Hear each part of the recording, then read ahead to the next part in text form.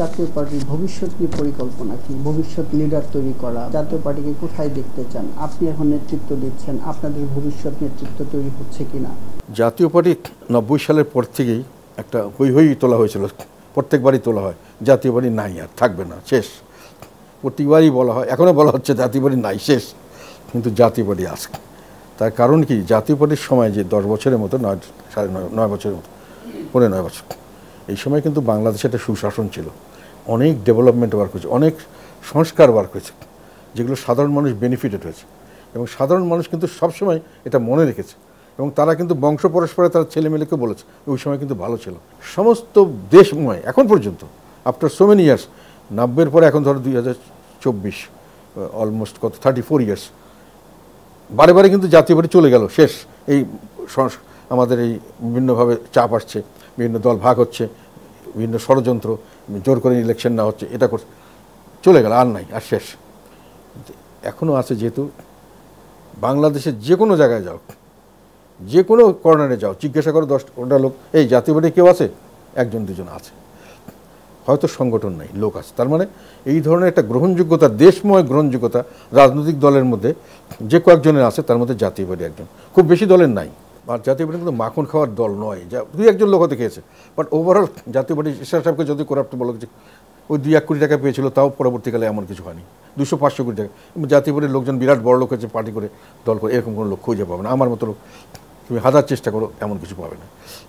ফলে যে কোনো লোক বিপদগ্রস্ত হলে, এটা আরেকটা জিনিস, জাতীয় পার্টির কাছে আশ্রয় নেয়। যখন আওয়ামী লীগ বিপদগ্রস্ত হয়েছিল, আগে আমাদের কাছে আশ্রয় নিয়েছিল। যখন বিএনপি জামাত বিপদগ্রস্ত হয়েছে, আমাদের যতটুকু পেরেছে, যেখানে যেটা পেরেছে, যখন আমাদের আশ্রয় নিয়েছে। তো সবসময় এটা একটা শান্তির আশ্রয়স্থল হিসেবে ট্রিটেড হয়েছে, কাজে এটা কিন্তু সবসময় টিকে গেছে। আন্ডার দি অড ক্যালামিটিস সবসময় দেখা যাচ্ছে যে বেশ কিছু লোক জাতীয় পার্টির সমর্থক, কিছু না কিছু হলেও ভোট পাওয়া যায়, কোনোখানে দাঁড়ালে মানুষের কথা বলে এবং মানুষের কথা শুনে। তো এইটি হলো আমাদের স্ট্রেংথ, যার জন্য উই আর সার্ভাইভিং। তো ভবিষ্যতে আমরাও আশাবাদী যে আমরা এখন আমাদের যেটা হয়েছে, আমাদের যে শিকলটা বাঁধা হয়েছিল, মোটামুটি এটা আপাতত ভেঙে গেছে আমরা মনে করি। ভবিষ্যৎ আল্লাহ জানেন, কাজে আমরা ফ্রিলি রাজনীতি করতে পারবো।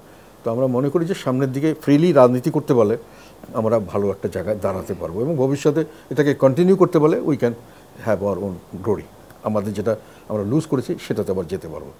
কাজে এইটা একটা আমাদের আশাবাদ, এবং এই আশাবাদের উপর প্রত্যাশা করেই আমরা সামনে এগিয়ে যাচ্ছি। আর তুমি যেটা বললেন ফিউচার লিডারশিপ, এটা একটা কথা আমি তোমাকে বলি, সাধারণ রাজনীতি, স্বাভাবিক রাজনীতি চলতে থাকলে লিডারশিপ তৈরি হয়ে যায়। কিছুদিন আগে তো একটা গল্প শুনতাম, এটা আমি অনেক ক্রিটিসাইজ করেছি, আমি এটার উপর লেখালেখিও করেছি মনে হয়, যে শেখ হাসিনা ছাড়া বিকল্প কী। আমি তখন কথায় কথায় অনেককে বলেছিলাম, মানে কথার জন্য বলেছিলাম, কাউ অসম্মানের জন্য নয়, বলেছিলাম শেখ হাসিনা ছাড়া একটা রিক্সাওয়ালাও ভালো বিকল্প হতে পারবে, একটা শ্রমিক ভালো বিকল্প হতে, কেন সে তো অ্যাটলিস্ট চুরি জচ্চুরি করবে না, সে হয়তো দেশটা অত ভালো চালাতে পারবে, কিন্তু দেশটা ক্ষতি করারও তার ক্ষমতা থাকবে না।